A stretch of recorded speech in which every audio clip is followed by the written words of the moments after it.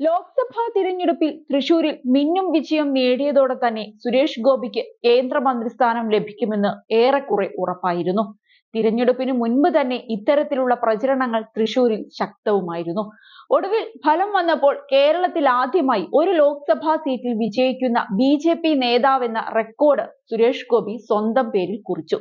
സുരേഷ് ഗോപിയെ ക്യാബിനറ്റ് പദവിയോടെ മന്ത്രിസഭയിൽ ഉൾപ്പെടുത്തുമെന്നായിരുന്നു പ്രതീക്ഷിച്ചിരുന്നത്. എന്നാൽ ലഭിച്ചത് വെറും സഹമന്ത്രി സ്ഥാനമാണ്. സ്വതന്ത്ര ചുമതലയുള്ള സഹമന്ത്രി സ്ഥാനം പോലുമില്ല എന്നതും ശ്രദ്ധേയമാണ്. ഇതോടെ സുരേഷ് ഗോപിക്ക് അതൃപ്തിയുണ്ടെന്ന തരത്തിലുള്ള റിപ്പോർട്ടുകളാണ് ഇപ്പോൾ പുറത്തുവരുന്നത്.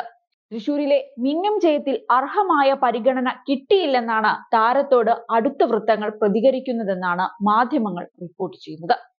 സിനിമാ തിരക്കുകൾ ഉള്ളതിനാൽ മന്ത്രിസഭയുടെ ഭാഗമാകാൻ താല്പര്യമില്ലെന്ന് സുരേഷ് ഗോപി കേന്ദ്ര നേതൃത്വത്തെ അറിയിച്ചെന്നായിരുന്നു റിപ്പോർട്ട്. എന്നാൽ ഒടുവിൽ BJP നേതൃത്വത്തിന്റെ സമ്മർദ്ദത്തിന് സുരേഷ് ഗോപി വഴങ്ങുകയായിരുന്നു. അതേസമയം സിനിമയിൽ തുടർന്നും അഭിനയിക്കാനുള്ള സൗകര്യം കണക്കിലെടുത്താണ് സുരേഷ് ഗോപിക്ക് സഹമന്ത്രി സ്ഥാനം നൽകിയതെന്ന് BJP നേതൃത്വവും അനൌദ്യോഗികമായി വിശദീകരണം നൽകിയിരിക്കുകയാണ്.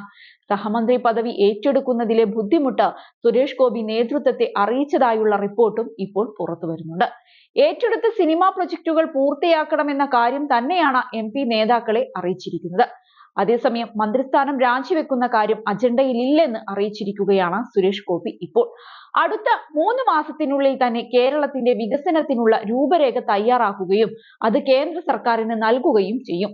സിനിമ എന്റെ പാഷനാണ്, പ്രധാനമന്ത്രിക്കും അത് അറിയാമെന്നും സുരേഷ് ഗോപി പറയുന്നുണ്ട്. MP എന്ന നിലയിലും വികസന പദ്ധതികളുടെ മേൽനോട്ടത്തിന് സാധിക്കും. പ്രധാനമന്ത്രി പറയുന്ന എന്ത് കാര്യവും അനുസരിക്കുമെന്നും സുരേഷ് ഗോപി വ്യക്തമാക്കുന്നുണ്ട്.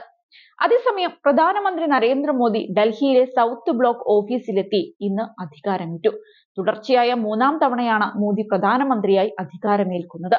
ഇന്നലെയാണ് മോദിയും 72 മന്ത്രിമാരും സത്യപ്രതിജ്ഞ ചെയ്തത്. കർഷക ക്ഷേമ പദ്ധതിയായ PM കിസാൻ നിധിയുമായി ബന്ധപ്പെട്ട ഫയലാണ് അദ്ദേഹം ആദ്യം തന്നെ ഒപ്പുവെച്ചത്.